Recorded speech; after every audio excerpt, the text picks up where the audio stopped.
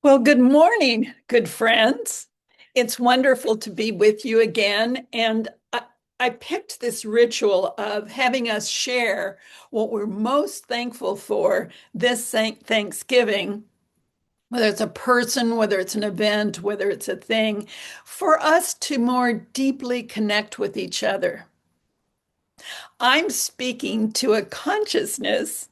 I see flits of you people, but I really long to hear what you're grateful for, what you're thankful for in your life, so that I can absolutely join with you in blessing the life that you are expressing.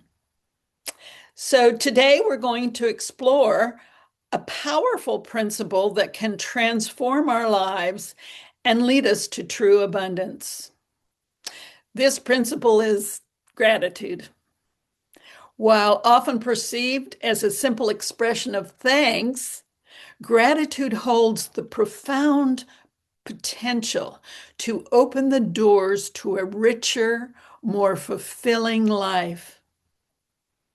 So let us begin to delve into why gratitude is not just a reaction to abundance, but it is the very doorway to abundance. I remember I shared with you that my parents were Unity ministers, and I've been in Unity a long time. Well, on the street I live, the legal name is Unity Ridge. And May Rowland, the head of Silent Unity for 50 years, lived across the street. And she would share with us the first thing I say in the morning is, I can't wait to see the good God brings to me this day. I can't wait to see. So it's the expectancy of knowing that something good is going to come. Now, we're not always doing backflips over what we receive, but if we stay with it, if we allow ourselves to not push it away, resist it, or deny it, but to sit with it and say, this too is part of my abundance, then we're open to learning a new and miraculous way to be in that field of possibilities. I love the Rumi quote, beyond the ideas of rightness and wrongness, there lies a field. I will meet you there. And that's my intention every day. I will meet you in the field of possibility. In order to do that, I have to get rid of the rightness, what I think is right and what I think is wrong. I have to get rid of judgment. I have to move into appreciation, thanksgiving, praise, love, forgiveness. And as I do that, there's a change that happens within me. So gratitude shifts our perspective. Gratitude is a lens through which we view the world. When we cultivate gratitude, we shift our focus from what we lack to what we have. This shift in perspective is powerful. In fact, this is a superpower you want to remember over and over again. It's not just a simple practice like write down three things you're grateful for.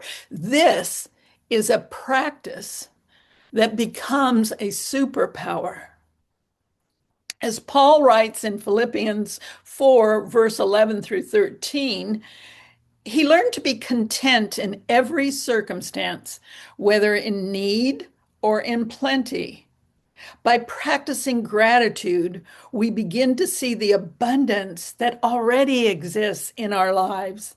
And this awareness invites more blessings to flow in.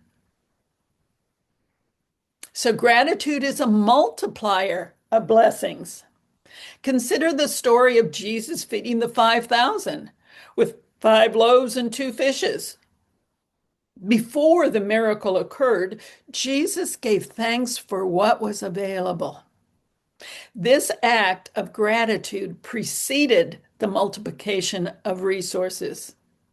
Gratitude has a way of multiplying our blessings as it aligns us with the divine flow of abundance. When we express gratitude, we acknowledge our dependence on God and open our hearts to receive more of God's grace. We work with God, God works through us. Gratitude cultivates a heart of contentment. Gratitude allows us to not worry about what's next or what's going to happen or feel guilty about the past or worry about what we can change or fix or control in our life, but it cultivates a heart of contentment. True abundance is not measured by material wealth, but by the contentment found in our hearts. In a world that constantly urges us to acquire more, gratitude teaches us the beauty of enough. When we are grateful, we find contentment in the present moment, appreciating the simple joys of life. Proverbs 15, verse 16 says, "Better a little with the fear of the Lord than great wealth with turmoil." So we allow those who want turmoil to strive for great wealth, while we know that we always are guaranteed enough as we co-create with the flow of love and life and thanksgiving and praise. Gratitude strengthens our relationships. Gratitude is a powerful tool for building and sustaining relationships. When we express appreciation for others, it deepens our connections and fosters a spirit of love and cooperation.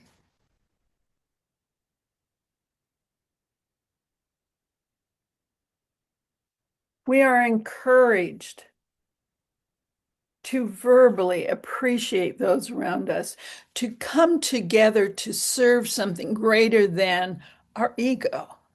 Our ego is needed. We need a healthy ego, but we also need to be aware of what our intentions are, what our values are, and how we want to serve the world.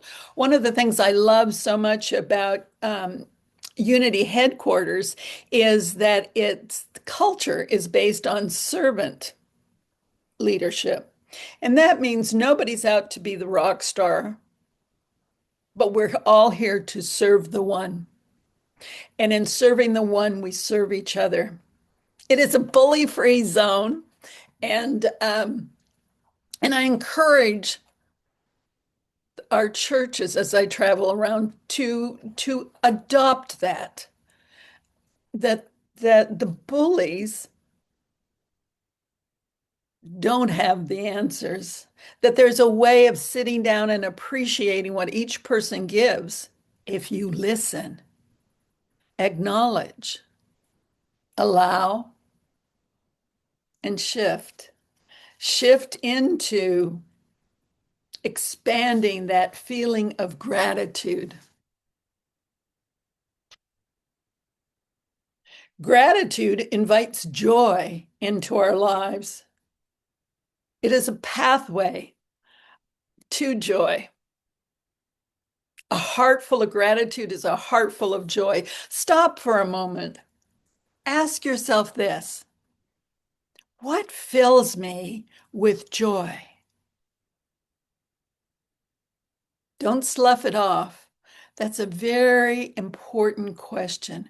What fills me with joy?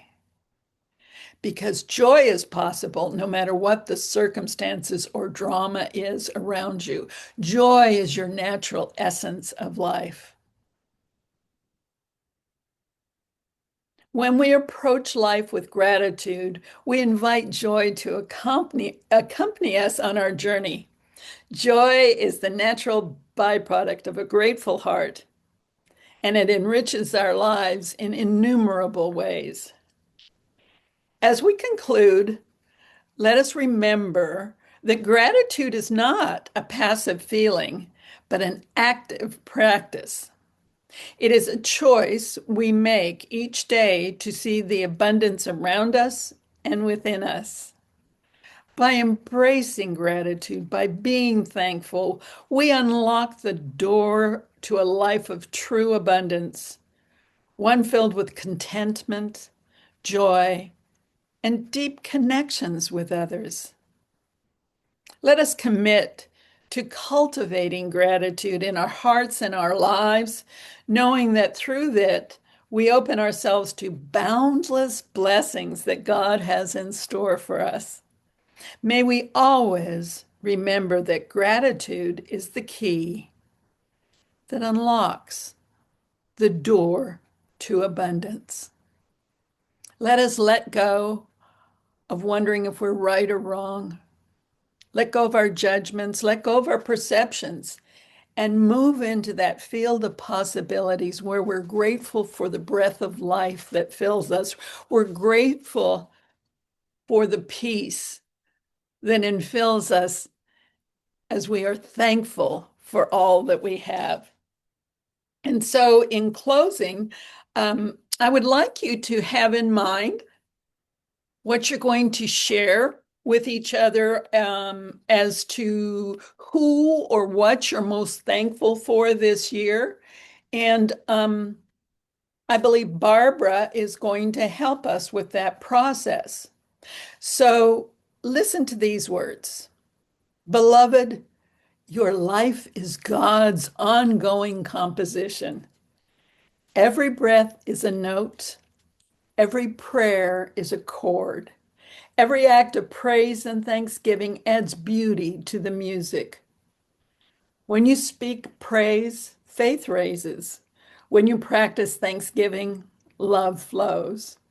When you weave them together, the Spirit sings through you. So today, let this be our affirmation. Praise is my language of faith. Thanksgiving is my melody of love. And my life is the symphony of spirit within me. And so it is. Bless you.